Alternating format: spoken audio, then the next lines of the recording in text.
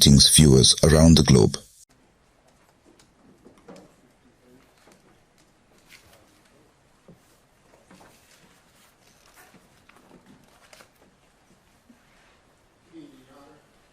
Is it evening or night? Hello, ma'am. Thank you.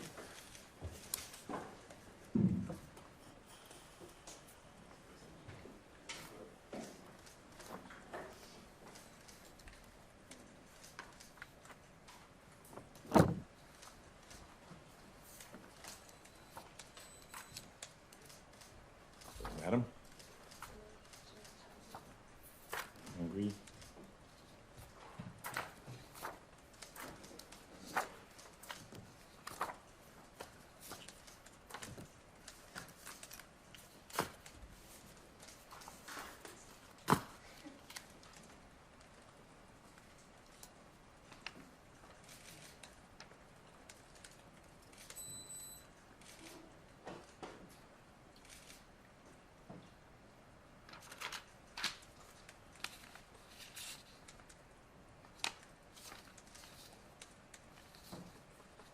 One second. Okay, just making sure.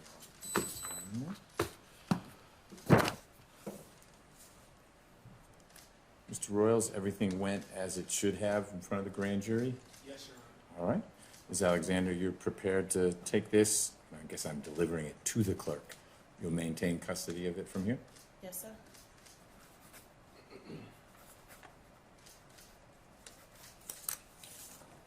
All right. Those are for you. Do you take the certification or does it go with Madam Clerk? All right. Thank you all. Yes, you too. All right, you guys, make way.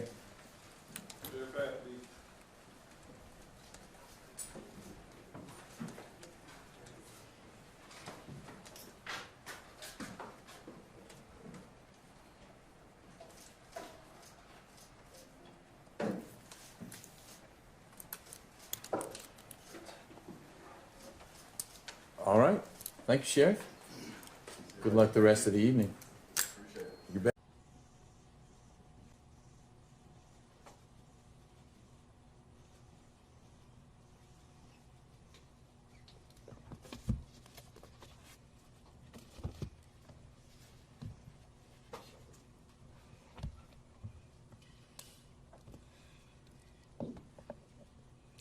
Thank you for joining us. I'm here with the prosecutors and investigators who have worked diligently on the investigation of criminal attempts to interfere in the administration of Georgia's 2020 presidential election. Today, based on information developed by that investigation, a Fulton County grand jury returned a true bill of indictment, charging 19 individuals with violations of Georgia law arising from a criminal conspiracy to overturn the results of the 2020 presidential election in this state. The indictment includes 41 felony counts and is 97 pages long. Please remember that everyone charged in this bill of indictment is presumed innocent. Specifically, the indictment brings felony charges against Donald John Trump, Rudolph William Louis Giuliani, John Charles Eastman, Mark Randall Meadows, John Cheeseborough, Jeffrey Clark, Jenna Lynn Ellis, Ray Stallings Smith III, Robert David Cheeley, Michael A. Roman, David James Schaefer, Sean Micah Tresher Steele, Stephen Cliffgard Lee, Harrison William Prescott Floyd, Travion C. Cootie, Sydney Catherine Powell, Kathleen Austin Latham, Scott Graham Hall, and Misty Hampton, also known as Emily Misty Hayes. Every individual charged in the indictment is charged with one count of violating Georgia's Racketeer, Influenced, and Corrupt Organizations Act through participation in a criminal enterprise in Fulton County, Georgia, and elsewhere to accomplish the illegal goal of allowing Donald J. Trump to seize the presidential term of office beginning on January 20th, 21. Specifically, the participants in association took various actions in Georgia and elsewhere to block the counting of the votes of the presidential electors who were certified as the winners of Georgia's 2020 general election. As you examine the indictment, you will see acts that are identified as overt acts and those that are identified as predicate acts, sometimes called acts of racketeering activity. Overt acts are not necessarily crimes under Georgia law in isolation, but are alleged to be acts taken in furtherance of the conspiracy. Many occurred in Georgia, and some occurred in other jurisdictions and are included because the grand jury believes they were part of the illegal effort to overturn the results of Georgia's 2020 presidential election. The acts identified as predicate acts or acts of racketeering activity are crimes that are alleged to have been committed in furtherance of the criminal enterprise. Acts of racketeering activity are also charged as separate counts in the indictment against those who are alleged to have committed them. All elections in our nation are administered by these states, which are given the responsibility of ensuring a fair process and an accurate counting of the votes. That includes elections for presidential electors, Congress, state officials, and local offices. The state's role in this process is essential to the functioning of our democracy. Georgia, like every state, has laws that allow those who believe that results of an election are wrong, whether because of intentional wrongdoing or unintentional error, to challenge those results in our state courts.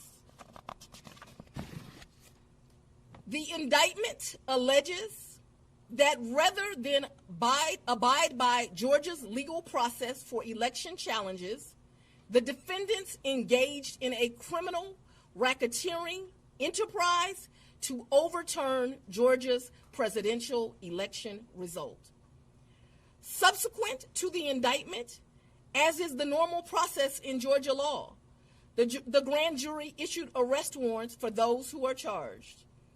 I am giving the defendants the opportunity to voluntarily surrender no later than noon on Friday, the 25th day of August, 2023.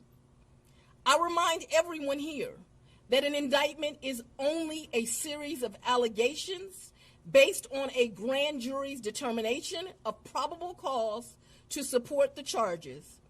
It is now the duty of my office to prove these charges in the indictment beyond a reasonable doubt at trial. I would like to take a moment to thank the Superior Court Clerk, Shay Alexander, and her staff for staying late and making sure that this indictment was processed. I would also like to thank the men and women of Sheriff Labatt's office for keeping the courthouse open, but most importantly for keeping us safe over the weeks and months that have led up to this indictment, and for what I know they will continue to do to keep us safe. We also want to thank the Atlanta Police Department and other law enforcement partners who have worked with the sheriff to keep us safe. I will now take a very limited number of questions prior to going to sleep.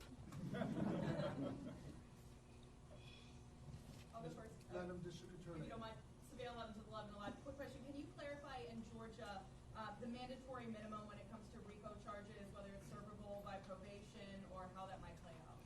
The RICO charges has time that you have to serve, so it's not a probated sentence. Madam District Attorney, what's the timetable for the trial? What is the timetable for the trial? Yes.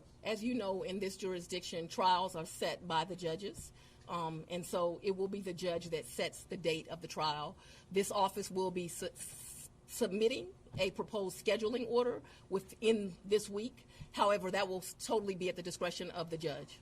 And you want to be you're the fourth person, fourth jurisdiction now to indict Donald Trump. You would be the fourth one to try him, or could you move it up? You want to be the first to try him? I don't have any desire to be first or last. I want to try him and be respectful for our sovereign states. We do want to move this case along, and so we will be asking for a proposed order that occurs a trial date within the next 6 months. Madam District Attorney, earlier today there was a fictitious document, according to the Fulton County Clerk's Office, that was circulated online with charges against former President Donald Trump.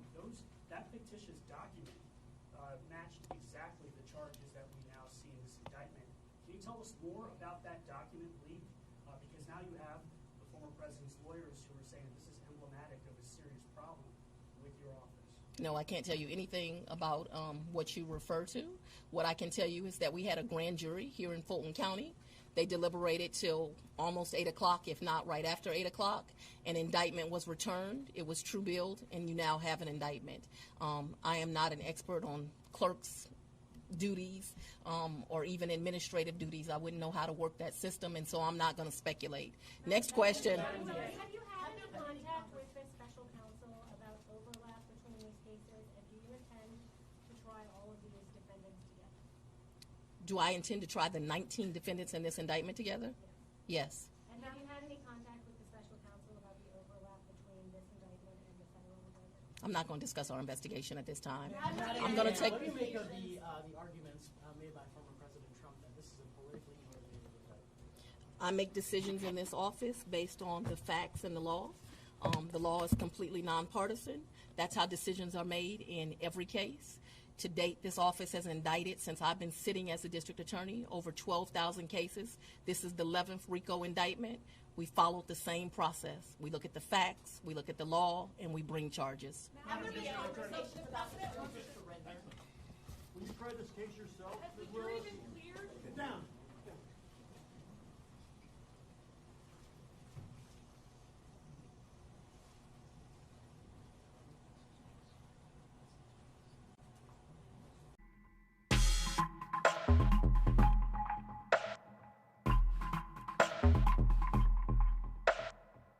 Greetings to you all. Breaking news from Fulton County, Georgia. In a significant development, a grand jury in Georgia has issued indictments against former President Donald Trump today. The charges include felony racketeering and a range of conspiracy allegations, all stemming from an extensive investigation into actions taken by him and his associates to overturn the outcome of the 2020 election. This comprehensive 41-count indictment also implicates prominent figures such as lawyers Rudy Giuliani, John Eastman, Kenneth Chesebro, Jenna Ellis, and Ray Smith, along with several others. Fulton County District Attorney Fannie Willis initiated this legal action, having assembled a special grand jury last year, which diligently gathered testimony from a substantial 75 witnesses. One of the most notable incidents during the campaign to influence Georgia officials was a recorded conversation in which President Trump urged Republican Secretary of State Brad Raffensperger to procure the votes necessary to surpass Joe Biden's tally. This event, among others, has been scrutinized as part of the broader investigation. As this legal process unfolds, we'll continue to provide you with updates on this developing story. Stay tuned for more details as they emerge.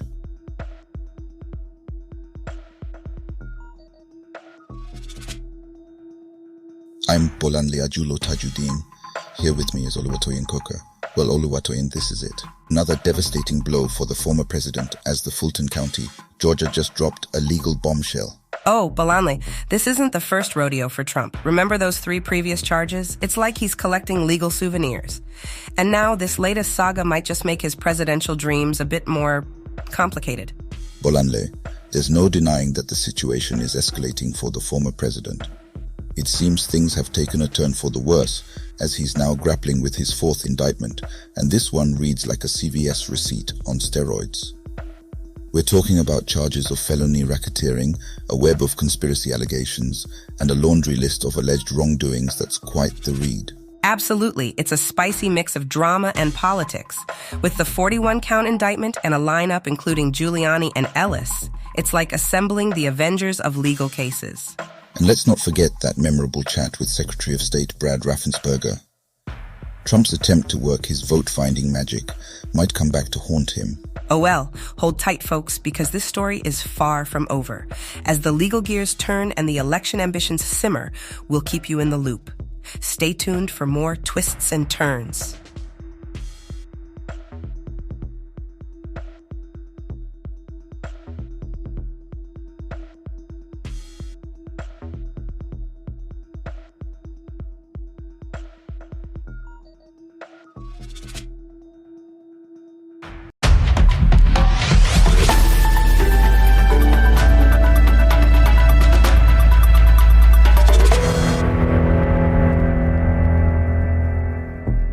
Greetings viewers around the globe. Welcome to your favorite channel, Opitan Global Media.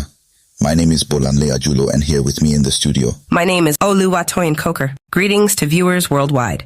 Thank you for rejoining us as we bring you the latest news update at this hour. here are the world news headlines. In another tragic news in the northern Indian state of Himachal Pradesh, heavy rains and landslides claimed the lives of over 40 individuals. Among them, 9 lost their lives when flooding led to the collapse of a temple in the state capital, Shimla, a renowned tourist spot. The incident occurred around 8 a.m. local time, as the state's chief minister Sukhvinder Singh Sukhu reported during a visit to the temple site. The bodies of the deceased have been recovered, and local authorities are diligently working to clear debris. While 5 individuals have been rescued, approximately 20 to 25 people remain trapped, prompting ongoing rescue efforts. With the overall death toll reaching 41 across Himachal Pradesh, India's Home Affairs Minister, Amit Shah, expressed his distress over the loss of life. The National Disaster Response Force is collaborating with local authorities to execute relief and rescue operations, while the public has been advised to stay indoors and avoid risky areas. With the Indian Meteorological Department issuing a red alert for the state, traffic police officials have also urged people to refrain from travel due to continuing heavy rains.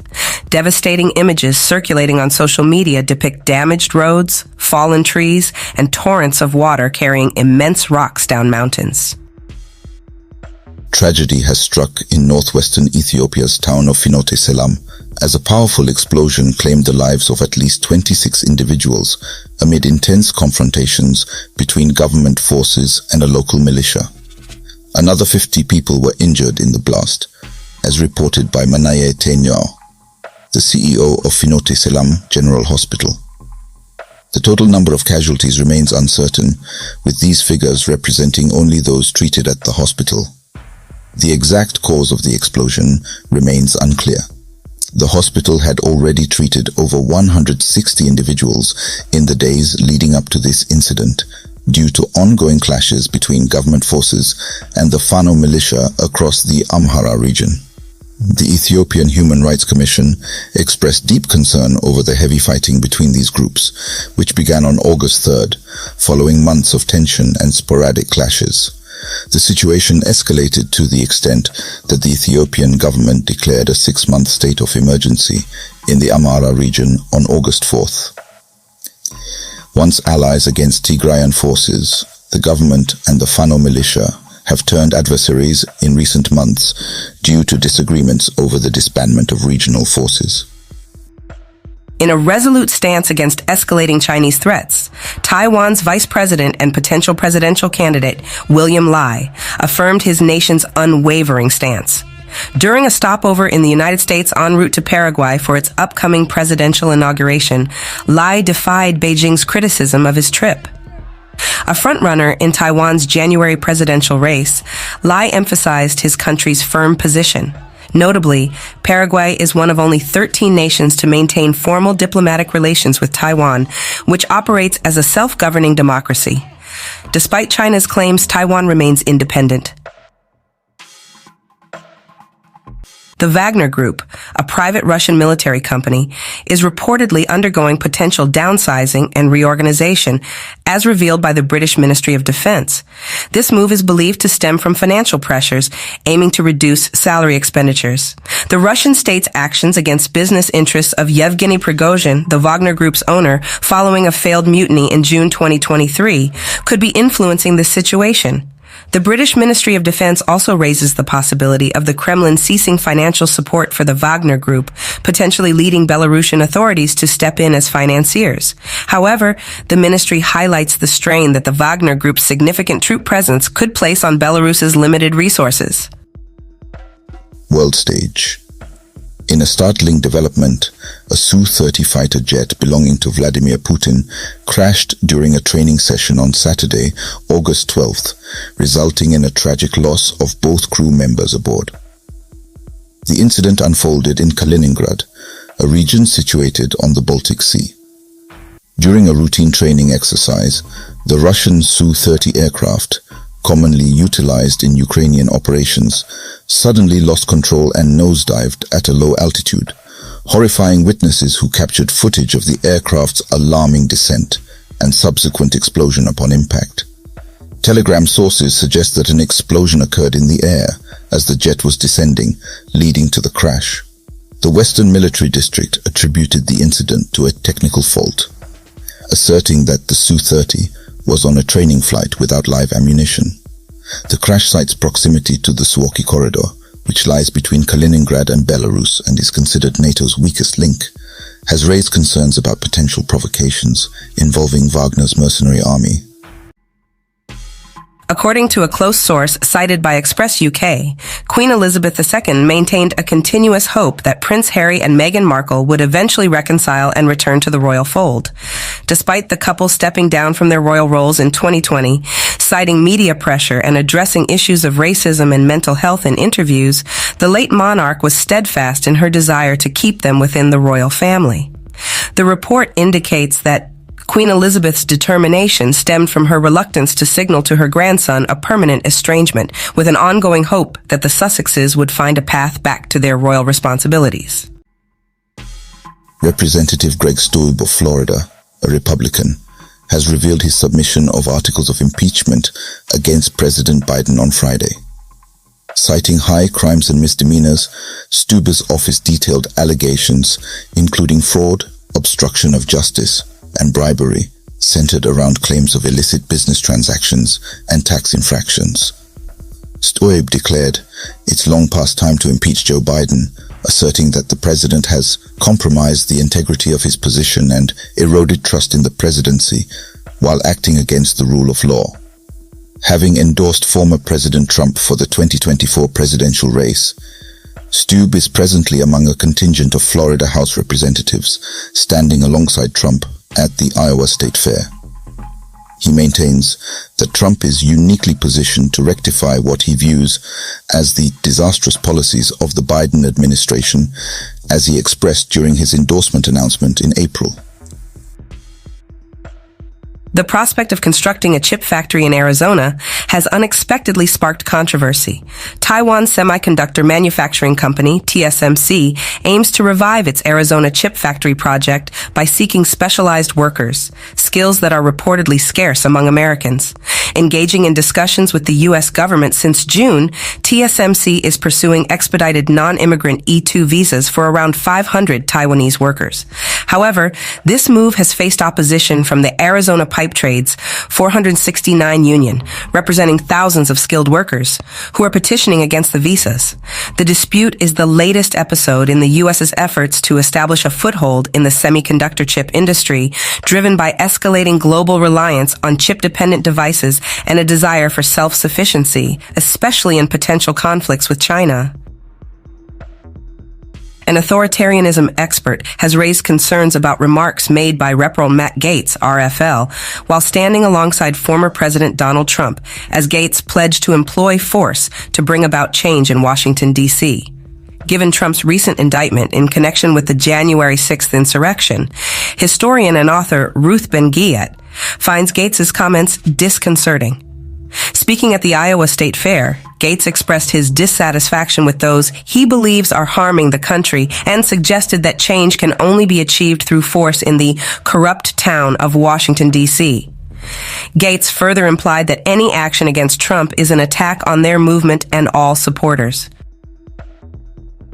Following a CNN report revealing that Georgia investigators possess communications connecting his legal team to a voting system breach in Coffee County, the former president responded by criticizing Fulton County District Attorney Fani Willis and including Manhattan DA Alvin Bragg in his remarks.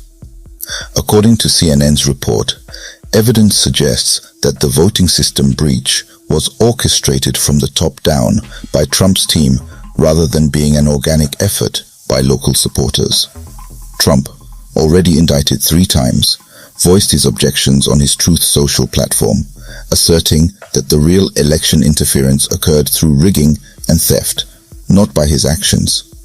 He criticized the DA's approach to justice and implicated a corrupt Department of Justice in attempts to maintain Biden's presidency, describing the system as dishonest and broken. Rep. Lauren Boebert, RCO, has faced strong criticism from social media users for implying that President Joe Biden hasn't adequately addressed the Maui fires. The inferno in Lahaina, Hawaii, has tragically claimed 93 lives and caused significant destruction to over 2,200 structures, resulting in an estimated $6 billion in property damage, according to the Associated Press. Boebert's comment questioned Biden's attention to the situation, claiming 3,000 destroyed homes, 80 people dead. Where's Joe Biden? On vacation, of course, along with the assertion that there appears to be no limit to the president's actions. Responding to the disaster, the Biden administration declared the region a natural disaster area and committed to providing assistance, while Biden himself emphasized their immediate efforts to help those affected by the fires during a Thursday event. Nigeria. Good evening. I'm here with breaking news. The Nigeria Labor Congress, NLC, has taken a firm stance against any potential increase in the pump price of petroleum beyond N617. NLC President Joe Ajaero delivered this ultimatum today, August 14th, 2023, during a meeting of the African Trade Union Alliance in Abuja. There are concerning signs that the cost of petroleum might soon surge to a range between N680 and N720 per liter. This impending price hike is being attributed to the rising Naira-dollar exchange rate, which is edging closer to N1000 for $1. Presently, the exchange rate hovers between N910 and N950 in the parallel market. It's noteworthy that organized labor leaders had recently put on hold a proposed indefinite strike following discussions with President Bola Tinubu. Stay tuned for further updates on this critical development. In a recent development, the Kano state government has taken decisive action. Tragic news from Zaria. Death toll rises 11, with over 20 injured in a mosque collapse in Zaria. Breaking update. The toll of lives lost due to the devastating Zaria Central Mosque collapse during Friday prayers has escalated to 11 individuals. Furthermore, more than 20 injured victims are presently receiving medical attention in multiple hospitals for their sustained injuries. Peter Obi, a member of the Labour Party, LP, has highlighted the need for a swift return to representative democracy in Niger Republic through their national institutions. He considers the Niger political crisis vital to Nigeria's interests and security, urging diplomatic solutions to minimize disruption in the region. In a statement on his official social media, the former Anambra State Governor also praised the mediation efforts of General Abdul Salami Abubakar, Sultan of Sokoto Muhammadu Saad Abubakar, and His Royal Highness Sanusi Lamido Sanusi. As the verdict approaches for the election petitions brought forth by the People's Democratic Party, PDP candidate Alhaji Atiku Abubakar and Labour Party LP candidate Mr. Peter Obi, who contested the outcome of the February 25th presidential election against President Bola Tinubu. Anticipation runs high among Nigerians both within the country and abroad. The focus lies on the 5 justices overseeing the case, with hopes that their ruling will be grounded in the evidence and data presented, rather than being swayed by technicalities or extraneous factors. Notably, the Independent National Electoral Commission declared Asiwaju Bola Ahmed Tinubu of the All Progressives Congress, APC, as the victor of the February 25th election, garnering 8,794,726 votes, surpassing Atiku Abubakar of the PDP with 6,984,520 votes and Peter Obi of the LP with 6,101,533 votes. Senate President Godswill Akpabio and House of Representatives Speaker Tajuddin Abbas are facing allegations of colluding to inflate the contract costs for vehicles intended for senators and representatives. Informants have informed Sahara reporters that, in addition to luxurious SUVs designated for federal legislators, Akpabio and Abbas have allocated substantial sums to procure bulletproof Toyota Hilux pickup trucks for convoys stationed in various cities. The alleged involvement of Senator Sunday Steve Karimi, chairman of the Senate Services Committee, and Honorable Abubakar Bichi, chairman of the House Committee on Appropriations, has come to light regarding the escalated contract amounts. The accusations have stirred public outrage, with sources urging transparency in disclosing the exact amounts allotted to the contractors and the funds earmarked for the personal convoy vehicles of the Senate President and House Speaker. This controversy follows prior reports by Sahara reporters concerning Akpabio and Abbas's alleged padding of the 2022 Supplementary Appropriation Act with substantial sums, prompting further scrutiny of their actions. In a surprising turn of events, the ECOWAS-led effort, headed by Tinubu, appears to be gaining ground as the Niger Junta, under General Abdurrahman Chiani, has shown willingness to engage in talks. A significant breakthrough was confirmed by Sheikh Bola, who led a Nigerian delegation of Islamic scholars to meet with the military leaders in Niamey. General Chiani reportedly expressed openness to diplomatic discussions to resolve the crisis, marking a significant departure from the junta's previous stance of rejecting dialogue with ECOWAS, the United States, and other global actors. In a significant development, the Niger junta has granted former President Mohamed Bazoum access to medical care after concerns escalated over his well-being.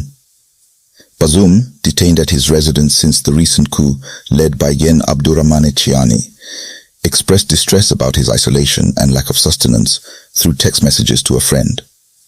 Notably, on August 12, 2023, Bazoum's entourage confirmed that he was permitted to see a doctor who also provided essential food supplies.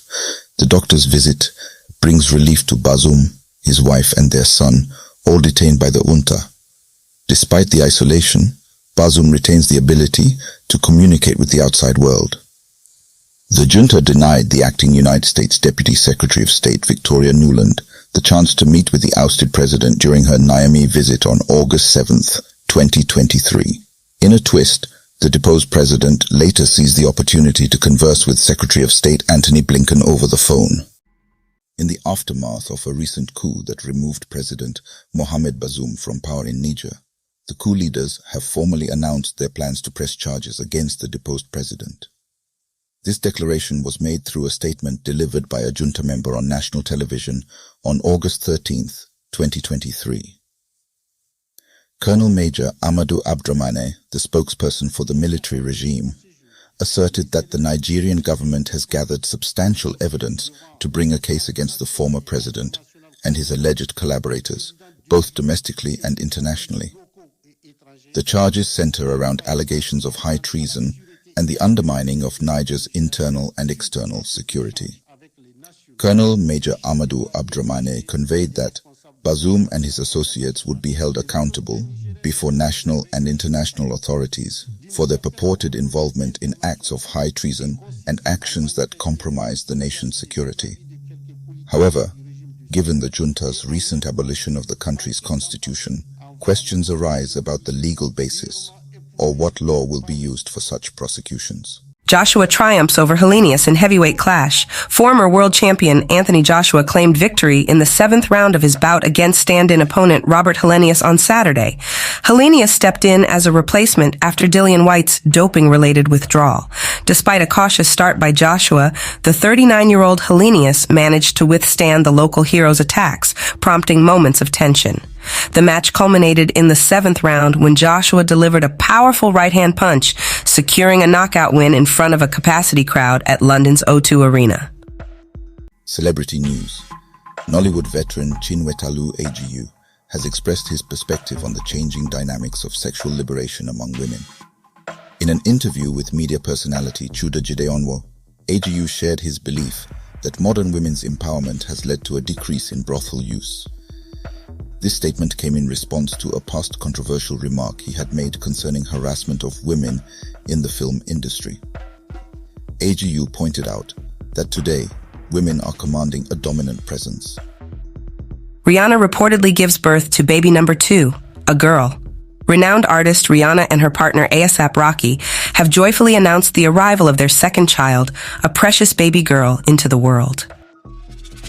Hoodlums attack Portable in Lekki. Habib Okikiola, the singer known for his controversial persona and stage name Portable, has reportedly been assaulted by alleged hoodlums while he was out shopping with his recently signed artiste in the Lekki region of Lagos State. And that brings us to the end of our news headlines. Thanks for watching us here at Opitan Global Media from our New York studio. Don't forget to stay connected with us on all your social media platforms. Be sure to follow us, like our videos, subscribe to our YouTube channel, and hit notification bell so you never miss out on the latest updates and breaking news. On that note, a warm goodbye to all our viewers around the world. Thank you for tuning in, and we look forward to having you join us again soon. Until then, take care and see you again.